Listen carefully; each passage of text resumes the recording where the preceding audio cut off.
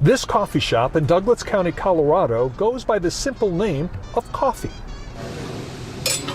And it's here where we have a simple question for customers. Tell me your gut feeling.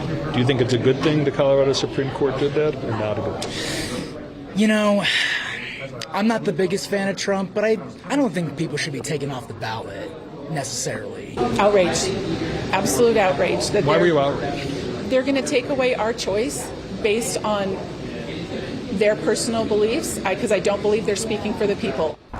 Omar, at least on this day, we did not talk to any fervent Trump supporters who plan on switching to a different Republican candidate on primary day if Trump's name is no longer on the ballot. Instead, what we heard from some people is they plan to write in Trump's name. But under this ruling, a write-in vote for Trump would not count. Hey there, guys. Welcome to the channel. Guys, I have to be honest with you, man. I really like CNN analyst Ellie Honig. He's their legal analyst guy. The dude is a straight shooter, man, and honestly a pretty terrible Democrat propagandist, which makes it honestly very surprising that they haven't replaced him with some sort of total Democrat tool on that network. But anyway, he had a pretty spot-on piece of advice for special counsel Jack Smith that I think is important here, especially coming from CNN. But guys, first, before I show that, if you haven't already, please help this channel continue to grow, guys. Moving into 2024, I think it's going to get more and more difficult to get conservative voices heard. So guys, we are going to do this thing together. So please make sure to like, comment, subscribe, most importantly, share the channel. And guys, as you watch this, as you watch what Honig has to say, try to imagine the reaction of the average intellectually corrupted CNN viewer. It's got to be pretty dang confusing stuff for them. Ellie, what would it sound like? How would Jack Smith explain it if he were to follow the advice that you just offered? Yeah, it's a tough position because in the prosecutorial platonic ideal, Jack Smith would not be thinking about the election date at all, because to consider the election date violates longstanding DOJ policy and practice, written and unwritten. But given the obvious reality, which any common sense person can see, that he is thinking about the election date, my advice would be, and he can take this or leave this, admit it. Let's just drop the subterfuge and the artifice. Let's just say what everybody knows you're doing. And I think the most palatable way to phrase that, the least political way, is to say if Donald Trump gets elected under longstanding DOJ policy, he can't be tried. And that means we would have this trial put on hold for 4 years until January of 2029, at which point we would lose witnesses, we would lose evidence. I mean, a 4-year delay, it makes it really unpalatable to try a case in 2029. So I think given the position Jack Smith has put himself in, he should just acknowledge it, and he should phrase it in terms of legitimate DOJ prerogatives.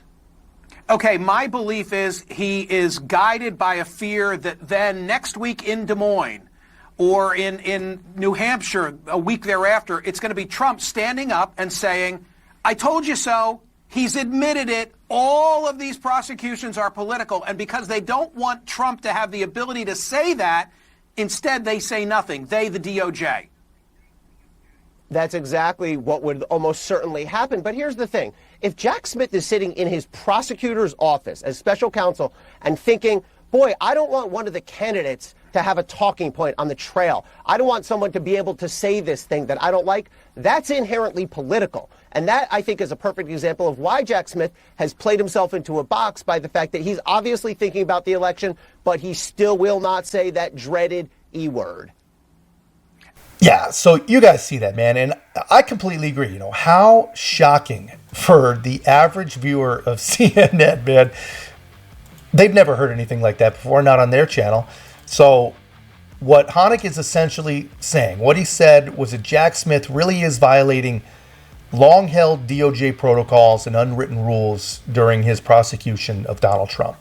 And guys, when even CNN's legal analyst believes that Jack Smith is motivated by the calendar, and all he really wants to do is get Trump tried before the election, hung up in court, the guy, no one can believe that the guy is motivated by justice.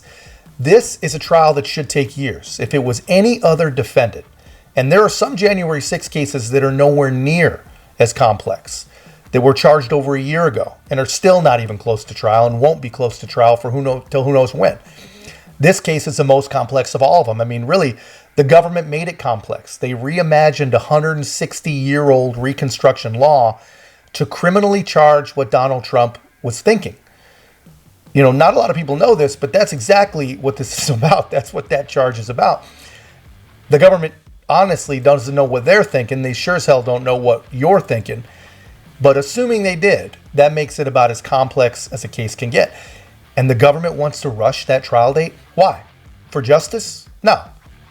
It's, you know, is it because of who the defendant is? Yes. It's obviously, we all know the answer to this. The answer is that Jack Smith, he really does have some insane leftist fantasy that Donald Trump is an authoritarian in waiting and a true, like, existential threat, they say, to freedom and democracy, literally throughout the entire freaking world. And Jack Smith is the only man who can save us. Jack Smith thinks he's a freaking superhero. But here's the thing. You know, to me, there is absolutely no doubt Jack Smith is attempting to deny Donald Trump, an American citizen, whether you guys like it or not, whether people like it or not, whether he likes it or not. He's trying to deny him his constitutionally protected rights. Those are not the actions of a superhero. But anyway, that's all I got, guys. Let me know your thoughts in the comments. If you haven't already, please make sure to remember to like, comment, subscribe. Most importantly, share the channel. And guys, we'll see you in the next one.